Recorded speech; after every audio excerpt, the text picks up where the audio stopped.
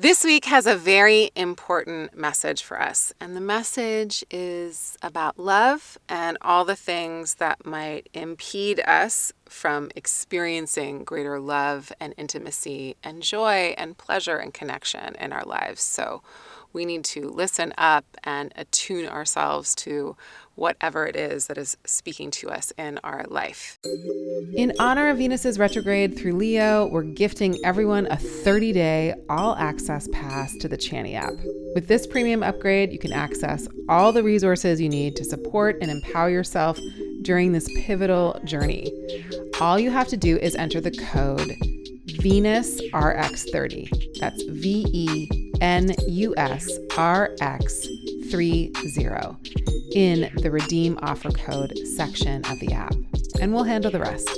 But hurry, the code expires on August 11th. Terms and conditions apply. Hello and welcome. My name is Chani Nicholas. This is the Astrology of the Week Ahead podcast. And in this episode, we are talking about the week of July 24th. Venus has just stationed retrograde, and on Thursday the 27th, it's going to cross paths with Mercury.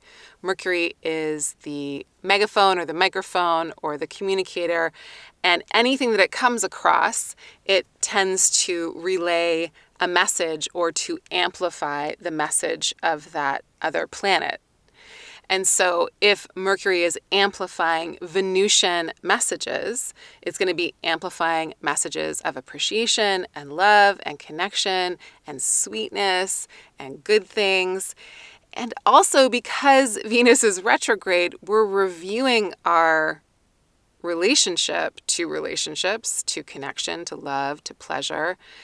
And we're also learning how to recenter the things that we value. And Mercury on Thursday is going to cross over some of that material.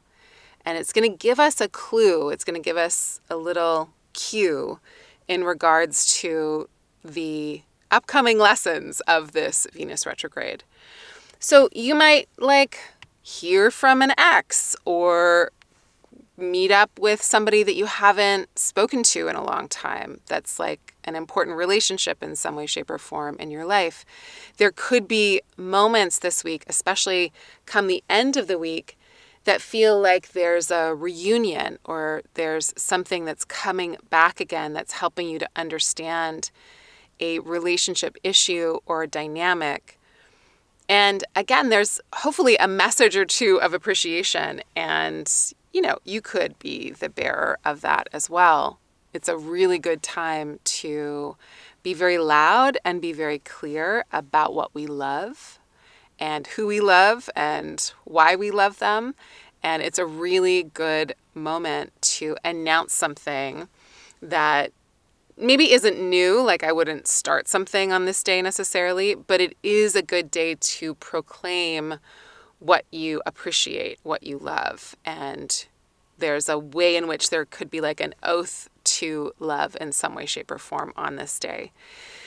And because this Venus retrograde is happening in Leo, it's dramatic. It's performative. It is a little bit of an exhibitionist, which is helpful because we're gonna get the message. It's not subtle. This Venus retrograde has a lot of things to demonstrate for us. And like all things that happen in fire signs, it's going to be in our face. It's going to be full of pizzazz. It is definitely going to be loud in some way, shape, or form. So listen in and take note of, again, the relationships that maybe you haven't been in contact with that are coming back around. What are they saying to you? What are you gleaning from being with people? And what do you start to kind of tune into about what it is you're desiring, both from your relationships and your connections to others, but also in regards to your own creative self-expression? This time is related to 2015 July, August of 2015. That was the last time we had a very similar Venus retrograde. So in your readings this week in the Chani app, in your personal weekly readings, we go into depth and detail about this Venus retrograde and where it's happening for you. So it's really important to know where Leo is in your chart, what house it occupies, and what that house means. And through that lens, you can start to think of this next couple of weeks as a really important reunion with those topics of your life. So it's not only about relationships to people, but it's about the relationship to the part of your life that this Venus retrograde is impacting. You can also read your Venus in Leo horoscopes on ChaniNicholas.com or Chani.com or on the Chani app if you have it. So pay attention to whatever it is that's coming through in terms of messaging.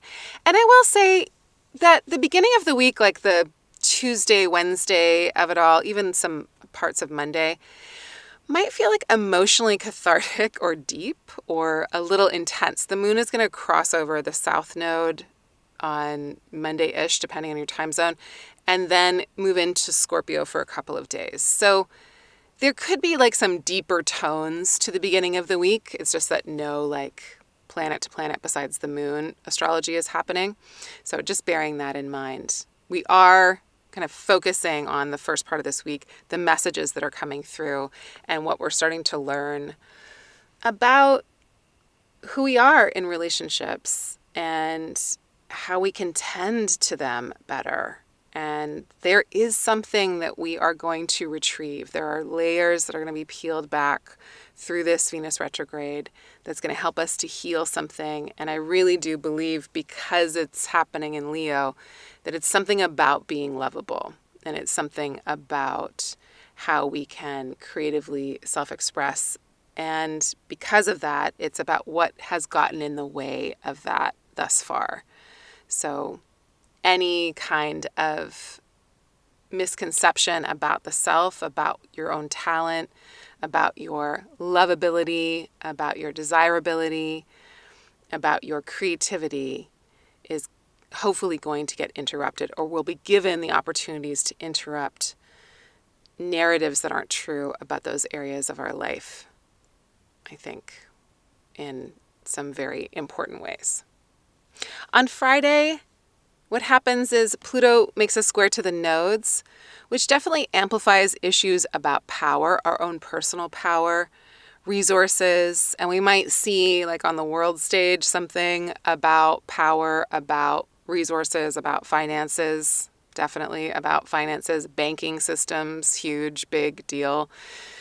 Pluto's finishing up its transit in Capricorn. It's not finished yet, but it's doing another last little review, and the nodes definitely speak to something that feels like very timely and connected to the fate of something.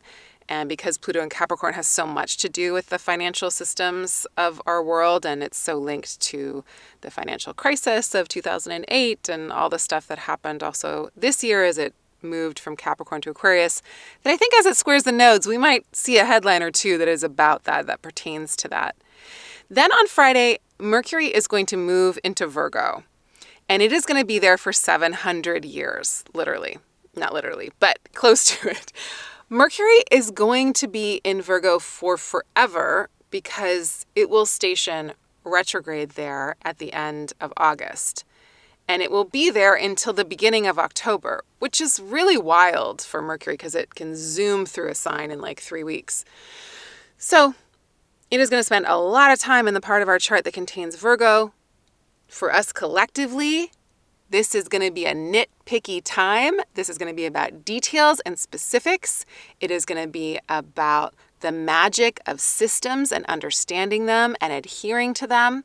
It is going to be about counting and about some kind of skill development. We talked a lot about that a couple weeks ago with Mars moving in to Virgo. And the same is true here because we're going to have to backtrack and relearn and double, triple check and fact check and all the stuff with Mercury retrograding through Virgo. On one hand, a Mercury retrograde in Virgo is just like so classic because Mercury rules Virgo, so it could be just like a Mercury retrograde to the nth degree.